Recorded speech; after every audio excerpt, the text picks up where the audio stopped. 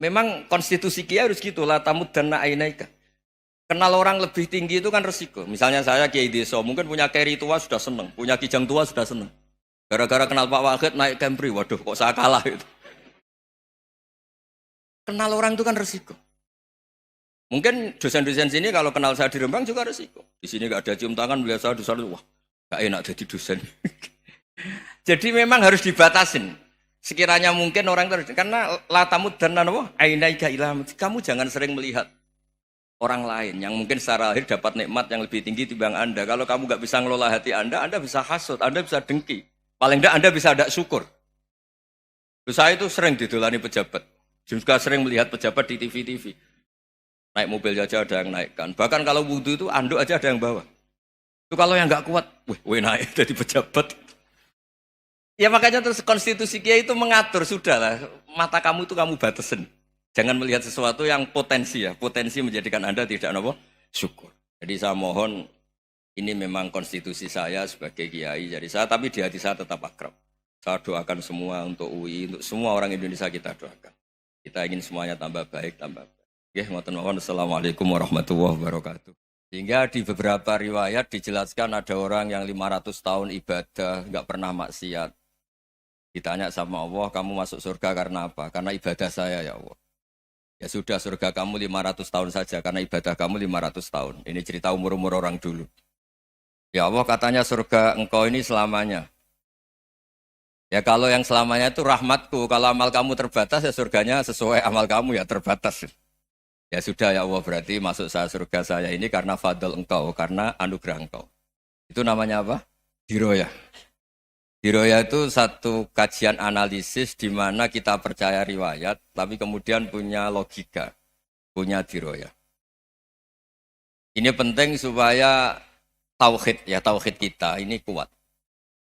Jadi dulu ada orang yang sangat cerdas, namanya Jubair bin Mut'im. Dia saking cerdasnya, juga kaya, juga tokoh, dikirim sebagai delegasi pembebasan Asra Badrin, tawanan Badar. Kemudian pas datang ke Masjid Nabawi, Nabi delalah pas baca Wattur wa kitabim mastur. Sampai pada titik Nabi baca Am khuliku min ghairi syai'in am humul khaliqun. Apakah penciptaan yang sedemikian canggih itu dimulai tanpa perwujudan, tanpa sesuatu yang real, yang maujud? Orang itu langsung bersimpuh, matur, ya Rasulullah saya Islam. Kada qalbi yatir, hampir hati saya, otak saya, pikiran saya itu terbang. Karena logika yang dibangun ateisme misalnya, kalau alam raya ini dimulai dari nihilisme, berarti logikanya apa? Al-adamu yakhluqu maujudan. Alam raya ini kan maujud. Maujud itu ada. Kalau yang lebih dulu itu ketiadaan, berarti ketiadaan menjadi sebab kewujudan.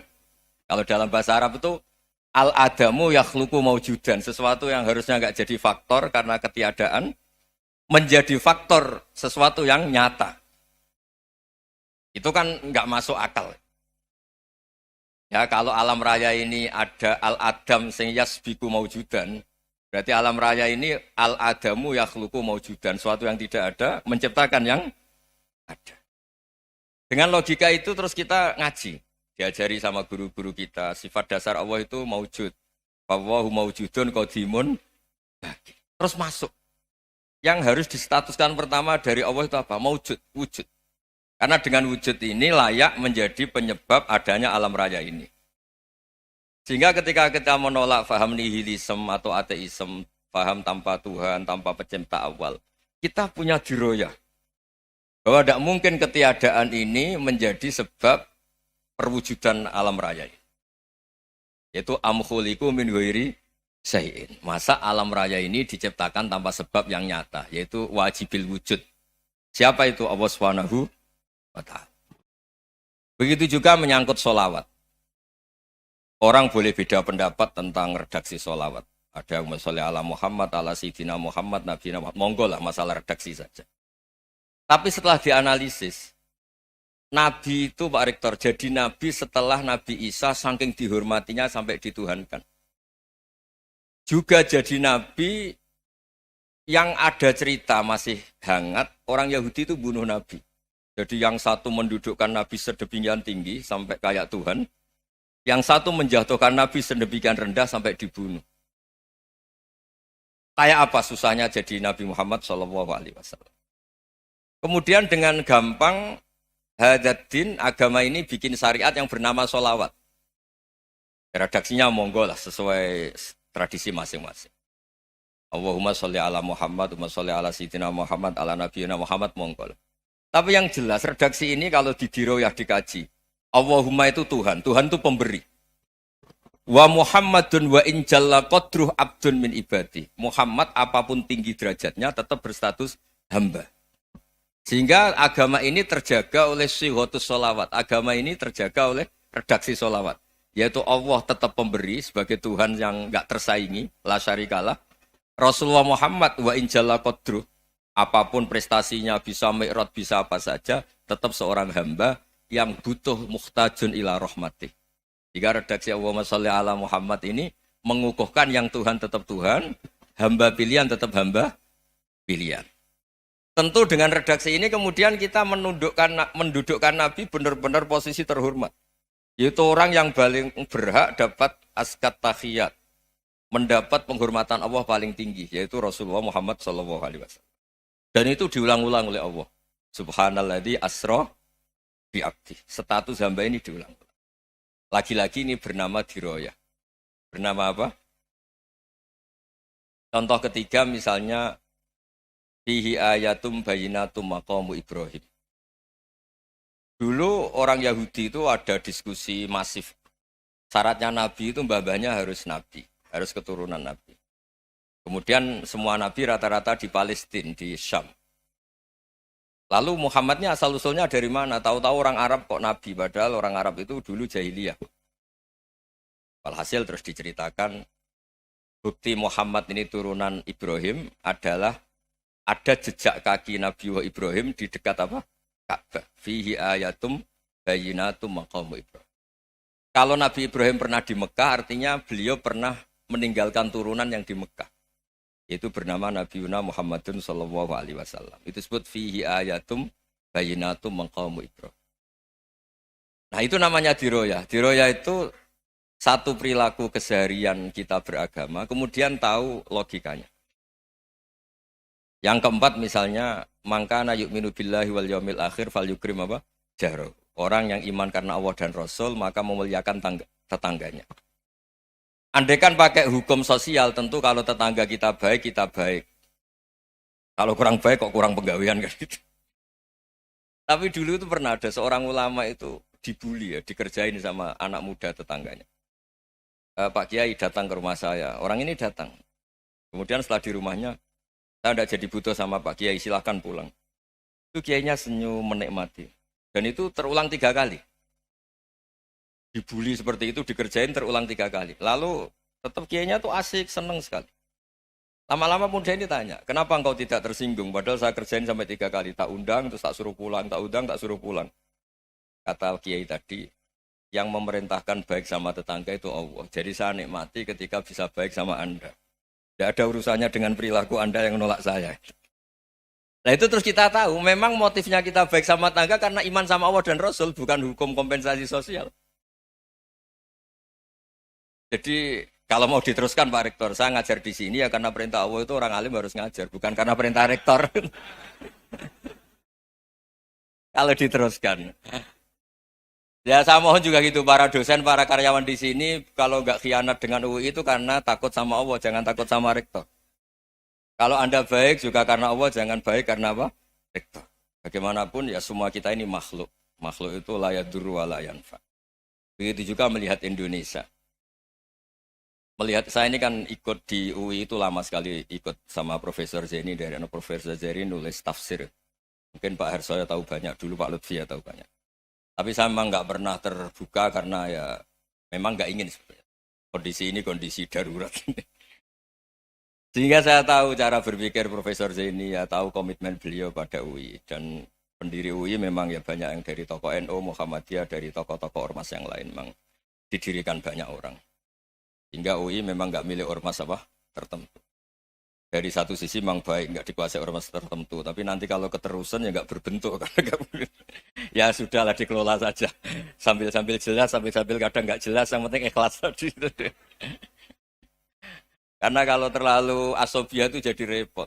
Kita ini yang nekuni fikih itu tahu, kalau udah kuno itu madhabnya Hanafi. Kuno itu madhabnya Syafi'i. Tahu-tahu seakan-akan Imam Syafi'i itu NU, Imam Abu Hanifah itu Muhammadiyah. Padahal ini orang-orang yang sebelum NU dan apa? Muhammadiyah. Jadi kalau kita yang nekuni ilmu itu biasa saja dengan perbedaan. Tapi kalau orang-orang yang nggak siap dengan perbedaan itu sampai Allah disifati Ta'ala itu tidak terima. Padahal Ta'ala itu maknanya Maha Luhur, yang Maha Agung. Jadi ada seorang kiai kebetulan pidato pertama Pak Rektor. Assalamualaikum warahmatullahi ta'ala wabarakatuh. Di mubalik kedua ini nggak terima karena itu dianggap bid'ah ada ta'ala. Hanya dia bilang Assalamualaikum warahmatullahi ta'ala wabarakatuh. Itu saking asobiahnya itu Allah ditambahi ta'ala itu tidak terima. Padahal ta'ala itu maknanya Maha Agung. Nah itu kan jadi repot kalau asobia gitu. Kalau kita ngadepi perbedaan itu biasa saja. Karena kita mungkin bacanya banyak, lihat hal-hal seperti itu ya biasa saja. Karena dulu itu perbedaan itu urusan sudut pandang. Ya saya ulang lagi, perbedaan itu sudut. Allah yang Tuhan saja sering didebat sama nabi-nabinya. Karena urusan sudut pandang apa? Saya beri contoh ya. Suatu saat Khalilur Rahman Ibrahim itu saatnya meninggal sama Allah, Israel disuruh. Israel itu Ibrahim saatnya meninggal, ambil nyawanya. Setelah datang ke Ibrahim, ya Khalilur Rahman Ibrahim, saya disuruh nyabut nyawa Anda. Itu Israel dipaksa mikir sama Ibrahim. Hal ra'aita khalilan yumitu khalilah. Kamu tahu orang yang mencintai kemudian bunuh yang dicintai. Itu logika agak benar. Akhirnya Israel kan nggak biasa debat, kan nggak dilatih debat, nggak pernah ikut lomba UI debat ilmiah. Dia taunya nyambut nyawa aja. Kembali ke Allah. Ya Allah, kata Ibrahim, hal ra'aita khalilan yumitu khalilah. Masa kekasih bunuh yang dicintai ya. Tapi kata Allah santai. Bilang ke Ibrahim, hal ra'aita habiban yakrahu ayyalqa habibah. Masa katanya dia cinta saya, kemudian ketemu saya tidak berani. Israel mater lagi. Logikanya gini Ibrahim, masa yang dicintai sama yang ketemu yang dicintai nggak berani? Ya udah ketemu aja. Katanya yang meninggal itu. Artinya kamu bisa saja GR tidak mati-mati karena merasa dicintai, atau ingin mati karena mencintai. Nah maksud saya dalam hal-hal seperti ini orang UI pasti nggak jelas. Katanya cinta Allah suruh mati ya nggak mau. Nggak jelas kan? Dibilang nggak cinta juga nggak mau. Tapi dibilang cinta kalau ukurannya mati juga nggak mau. Nah, tapi dalam banyak hal nggak jelas itu penting Pak Rektor. Penting sekali. Buatan guyon. Saya beri contoh sekian ilmiah, nggak jelas itu penting. Rasulullah Shallallahu Alaihi Wasallam itu dalam banyak hal itu disuruh Allah, memang disuruh supaya ngambil sikap seperti itu. Karena Allah itu punya otoritas penuh untuk bikin orang itu baik atau tidak baik. Wahsy itu yang membunuh Sayyid Hamzah, orang paling dicintai Nabi, di antara yang dicintai Nabi. Qatalahu Wahsyun, dibunuh oleh Wahsy. Nabi secara basarnya itu gak suka sama Wahsy.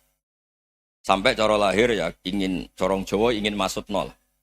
Tapi apa kata Allah? Laisa laka minal amri syai'un aw yatuba alaihim aw yu'adziba. Itu tidak wilayah kamu Muhammad. Malah Wahsy dikasih tobat sama Allah. Khalid bin Walid, itu perang Uhud kalah, itu karena ide brilian Khalid bin Walid. Pas itu masih panglima kafir. Yaitu pura-pura kalah, ghanimah dilepas, sahabat turun, pasukannya naik, walhasil orang Islam kalah. Khalid bin Walid akhirnya juga masuk Islam. Orang yang secara basariah Nabi itu gak siap. Kebalikannya juga ada. Sa'labah itu orang sampai tempat gelar Hamamatul Masjid. Ini pas ngaji mesti ingat. Salah. Dia di masjid terus. Setiap habis salam tuh lari karena istrinya nyuwun sewu masih berpakaian yang tidak pantas. Kenapa engkau terburu-buru pulang? Pakaian yang dipakai istri saya sekarang saya pakai. Ya pakaian sarung itu kayak Pak Rektor kan fleksibel. Ini khusus mau Ramadan, tidak akan sarungan terus, gak usah khawatir. Jadi ini tadi sudah perjanjian. Saya yang kiai celananan, beliau yang rektor pakai sarung. Jadi iya. Supaya itu barter madhab.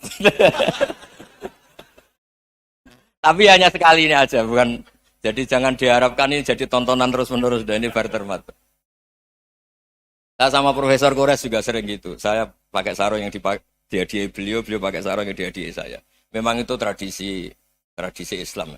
Tahadau tahabu, kamu saling memberi hadiah maka kamu saling mencintai. Bukan riswah, bukan riswah.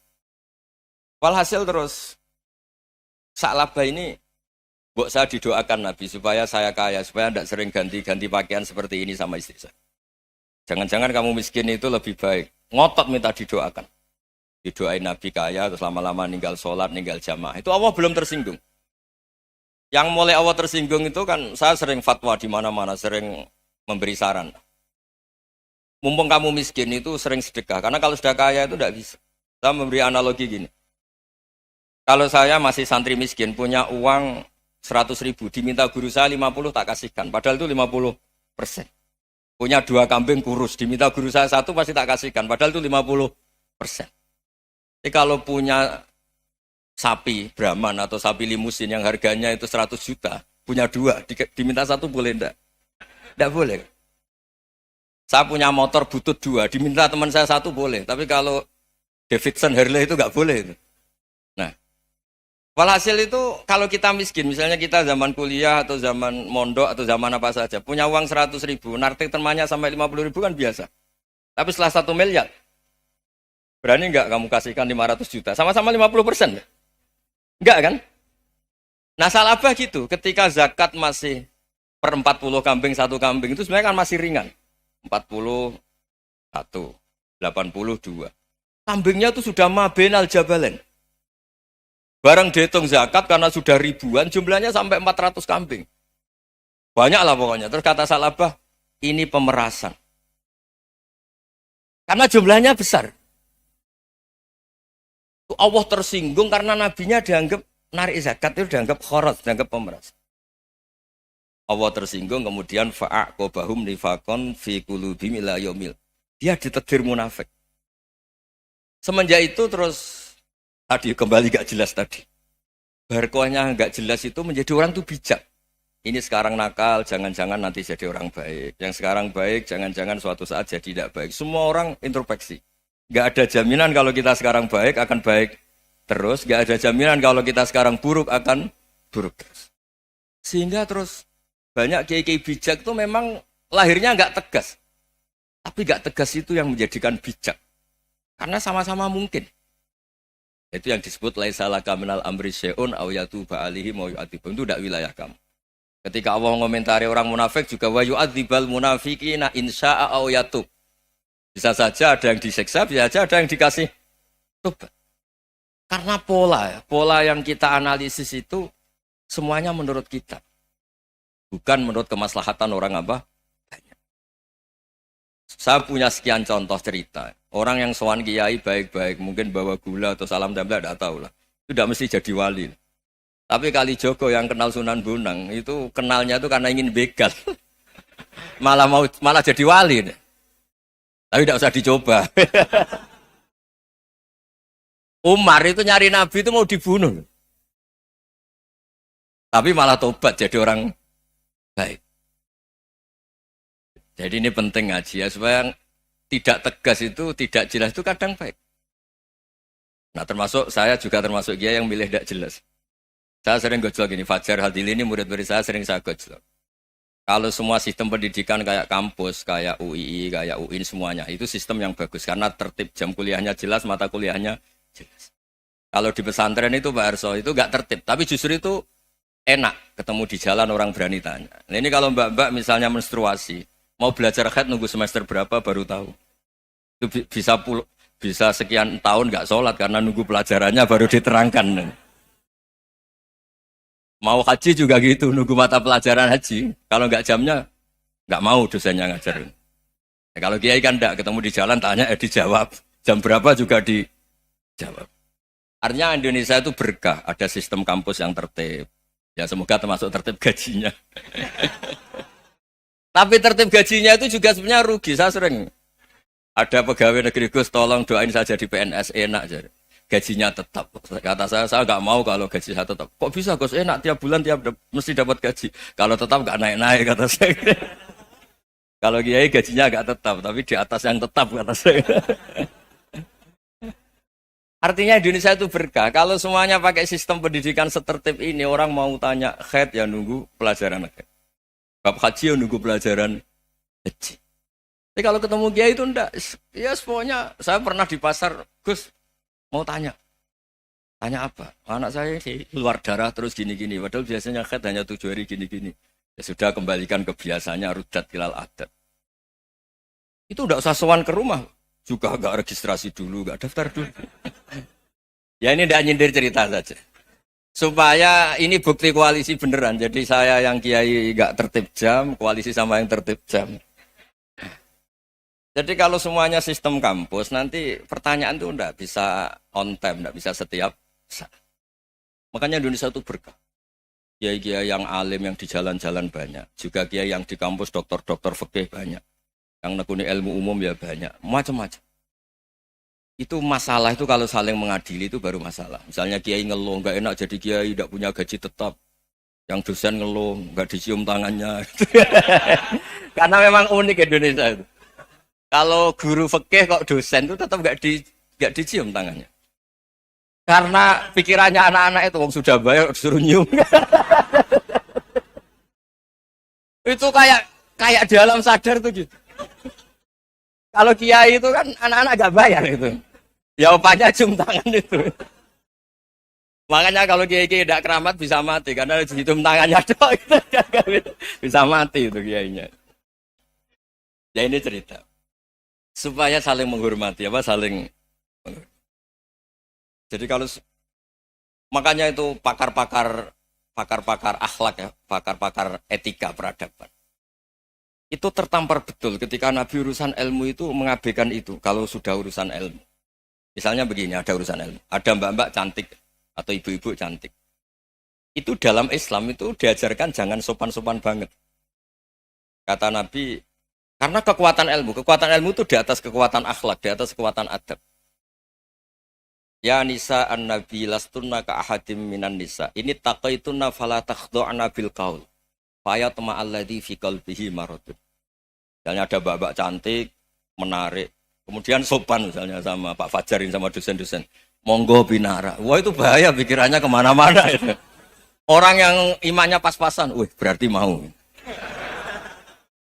Maksud saya kalau cantik, menarik, ketemu di jalan, biarin aja dosennya mau kemana, biarin aja. Gak usah dihormatin. Kalau dihormatin, Pak mau kemana sadar no bisa bahaya. Nah, biarin aja. Kalau tanya, Dek ini alamatnya mana? Cari sendiri Pak. Karena hanya dengan cara itu, si Pak dosen ini gak kepikiran. Gak ada orang suka, orang kedus itu gak akan. Tinggal sudah cantik, sopan. Wah bisa pikirannya macam-macam. Itu ilmu. Fala takhdu'na bil qaul. Kamu jangan terlalu lirih kalau ngomong. Fayatma alladzi fi qalbi maradun. Orang yang pikirannya masih kotor pasti berpikir yang negatif. Anda mungkin demi sopan sama dosen Anda. Tapi sejauh mana dosen Anda juga berpikir positif. Itu kan uji iman sama uji nyali. Nah, sama pejabat yang sopan sama kiai mungkin punya Alphard, punya Robicon, punya terus bawa uang banyak. Terus sama kiai cium tangan hormat. Jangan-jangan kiainya yang pikirannya macam-macam. Ini berarti bisa jadi muhibbin potensial misalnya. Nah, saya ini termasuk kiai yang pengagum ilmu. Sehingga saya sama orang yang medit, yang kikir sama saya itu saya senangnya bukan main. Kenapa? Karena kalau orang medit itu gak berhak nuntut. Tapi kalau orang lomo 1 juta minta surga, 2 juta ya minta apa? Surga. Gus, salam template. 200.000 aja kadang minta surga. Tapi kalau yang kikir-kikir ya sudah salaman tok sudah. Gak minta apa-apa, kan dia tahu diri, gak bayar kok minta. Maksud saya, Islam itu luas, dinikmati saja, Pak. Dinikmati saja. Nah itu diroya, maksudnya itu diroya. Diroya itu, kamu tahu aturan Islam itu kamu harus yakin khairihi wa syarrihi minallah. Semua itu ujian, tapi kemudian dikaji. Makanya saya ini termasuk pengagum Imam Syafi'i. Imam Syafi'i itu dikasih tahu. Ada orang yang di depan engkau cium tangan hormat, tuh di luar ngomong-ngomong. Ngata-ngatain Anda. Imam Syafi'i tertawa-tawa, sewenang. Ada ini dikata-katain di luar kok. Kok tidak kamu anggap munafik malah tertawa.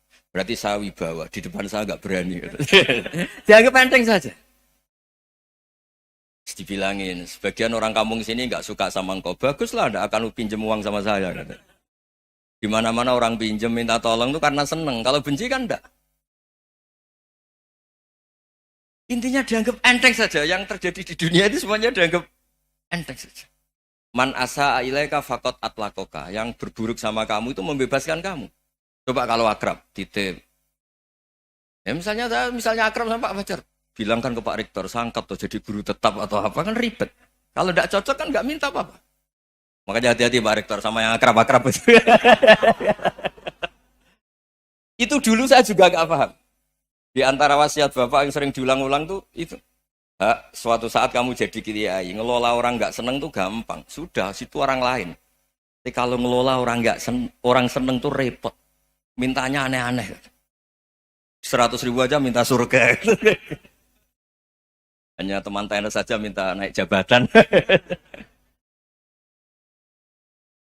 Intinya itu ya sudahlah dikelola. Yang seneng ya berkah, mungkin teman berjuang, teman diskusi. Yang nggak seneng ya berkah, karena ini tidak minta macam-macam, nggak seneng. Nah itu namanya diroya. Diroya itu satu kajian keilmuan yang menjadikan kita ini nyaman dengan riwayat-riwayat, panduan-panduan dari Rasulullah Shallallahu Alaihi Wasallam kayak tadi. Kenapa sih tentang baik sama tetangga, baik sama tamu? Hitung-hitungannya itu mangkana yu'minu billahi wal yaumil. Saya pernah dicium sama orang miskin yang akut, miskin betul. Itu tak ajarin, Anda ini lebih hebat ketimbang orang-orang kaya. Misalnya gini, misalnya ada komunitas rektor atau kiai besar. Saya ini kata orang banyak termasuk kiai besar. Mungkin kalau pinjam uang itu karena mau beli mobil, aksesoris mobil, karena kita kiai top atau rektor atau orang-orang top. Kalau sesama orang miskin itu pinjem-pinjemannya itu urusan beras, itu urusan nyawa. Keren mana? Nyelamatkan nyawa sama aksesoris mobil. Nyawa. Jadi pahala kamu pasti lebih besar. Itu senengnya jadi orang miskin terus keterusan sampai sekarang. Itu. Lo coba kalau menteri sama menteri, rektor sama rektor, kira-kira pinjemannya apa Pak Arso? Kan kalau mau beli mobil atau mau umroh VIP, pokoknya yang keren-keren. Kalau orang miskin pinjam karena apa? Makan kan? Beras kan? Makanya kalau yang sedang miskin monggo lah, kalau ingin teruskan. Maksud saya Islam itu seenak itu. Islam itu segampang itu. Sudahlah yang sedang miskin ya keren. Karena sekali sosial itu urusannya apa? Nyawa. Tapi kalau miskin semua ya Indonesia bisa tutup kan. Ya sudah yang kaya-kaya itu saya menyelamatkan Indonesia karena bayar pajak yang menjadikan Indonesia berjalan. Tapi ya dipakai yang benar. Nah, begitu seterusnya. Ada kiai miskin cerita ke kita. Gus, enak jenengan alim, terus punya santri banyak, bisa ngajar di mana-mana. Saya bilang, hebat kamu. Dia hidup di daerah tertinggal. Itu yang diajarkan kan hanya tauhid. Kan nggak mungkin desa tertinggal baca fikih perbandingan madhab. Kan nggak mungkin. Kalau yang kayak Pak Fajar, Pak Sadali kan nggak mungkin. Fikih perbandingan apa? Madhab. Menyorot madhab dunia. Gaya engke-engke itu kan nggak benar. Tapi pertanyaannya, yang menyelamatkan masuk surga itu tauhid apa perbandingan madhab? Tauhid. Ini hanya mengajarkan fardu kifayah, sunat-sunat. Ini Anda mengajarkan fardu ain. Surganya dulu kamu. Oh terus senangnya jadi kayak gitu. Karena yang diajarkan apa? Tauhid. Sementara kita yang gaya-gaya ini, ajarkan perbandingan apa? Madhab, studi banding ke Al-Azhar kemana-mana. Ini enggak, tauhid. Dari orang nyembah pohon jadi nyembah Allah Ta'ala. Keren enggak? Keren. Jadi terus kiki sama saya senangnya bukan karena tak bela. Tapi ada yang agak kurang ajar, tanya saya. Kalau itu hebat, kenapa Gus gak mau jadi kayak gitu? Waduh. Wah ya repot kalau pertanyaan. Terus tak jawab, kalau saya jadi kiai desa, kamu ngangsu ilmu dari mana coba? Ya dari jenengan, ya kalau sama gobloknya tidak bisa. Ya sudah, Gus aja yang jadi kiai besar. Maksud saya, ya sudahlah kita begini seperti yang saya ajarkan di sini, saya sarankan. Supaya orang itu tahu. Nah, ini namanya diroyah. Makanya kata Imam Ghazali itu, kalau kamu ingin sopan gampang, melihat anak kecil, wa aqallu minni dzamban, dia dosanya lebih kecil. Karena masih kecil kan, tentu secara dosa enggak banyak. Kalau melihat orang yang tua, wa aktsaru minni ibadatan, dia tentu ibadahnya lebih banyak karena umurnya lebih banyak. Sehingga terus semua orang lain tuh di depan kita itu hebat. Ya semua orang lain sama misalnya Pak, ini rektor, Pak Fathul Wahid rektor. Tanggung jawabnya lebih banyak, berarti pahalanya lebih banyak. Tapi sama, ketika melihat Nyon Sewu, melihat pegawainya yang secara lahir di bawahnya, ini tanggung jawabnya enggak banyak, pasti salahnya juga enggak. Itu yang diajarkan Rasulullah SAW, sehingga enak lah. Tapi kalau kita melihat orang lain selalu salahnya, itu pecundang. Allah saja tidak seperti itu kan, amal baik ya ada khairan, amal buruk ya ada saron, semuanya dilihat oleh Allah Subhanahu wa Ta'ala. Saya itu punya teman Gus, agak beling, agak seenaknya. Dulu miskin. Wah itu seenaknya betul. Kayak kenal Tuhan sudah. Tak tanya, kenapa kamu seenaknya? 1 bulan tuh labanya bisa 200 juta sampai 500, sampai 1 miliar. Saya itu Gus, setelah duha itu perkembangannya bagus. Sholat duha itu. Saya pernah miskin, kan kata apa? Ingkana rizki fisama, apa? Wa ingkana qalilan, ya kalau fisama fa'anzilhu. Terus wa ingkana qalilan fakasirhu. Kalau sedikit perbanyak. Ini trennya sudah benar semua. Nah, wa ingkana apa? Ya, haroman fatohiru. Kalau haram yang kau sucikan. Makanya saya seenaknya kalau qalilan sudah fakasiru, paling trennya yang enggak benar juga fatohiru kata Mas. Dia yakin kalau yang enggak benar-benar sudah disucikan Allah, karena yang lain-lain sudah dari miskin sudah kaya, qalilan sudah fakasiru, paling yang haroman juga sudah fatohiru gitu. Tak tanya. Lah kamu kok tahu? Polanya sudah ada Gus, karena sang kamu sembrono sama Tuhan kok begitu kan. Tapi apapun itu seneng saya. Seneng saya sering salah teh, makanya saya mohon yang sekarang miskin, sedang miskin itu ya ndak usah nyesal banget-banget. Kalau ingin kaya monggo lah, namanya orang juga ingin. Ya, tapi Anda harus bangga. Sosial antar kalian adalah urusan nyawa dan itu pahalanya luar biasa. Supaya kita, nah yang kaya-kaya juga boleh GR lah, karena pembayar pajak. Dan itu bisa menyelamatkan apa? Indonesia Raya. Begitu seterusnya. Itu yang diajarkan Nabi, antawadu'u hatta la yabghiya ahadun ala ahadin. Kamu semua harus tawadhu, sehingga antar kalian tidak saling tidak sopan, tidak saling liar, tidak saling mendolimi. Termasuk tadi, sikap gak jelas tadi. Orang dolim yang sekarang dolim bisa saja tobat. Yang sekarang soleh bisa saja nanti. Semuanya itu mungkin. Kita diajari ya muqallibal qulub tsabbit qalbi ala dini.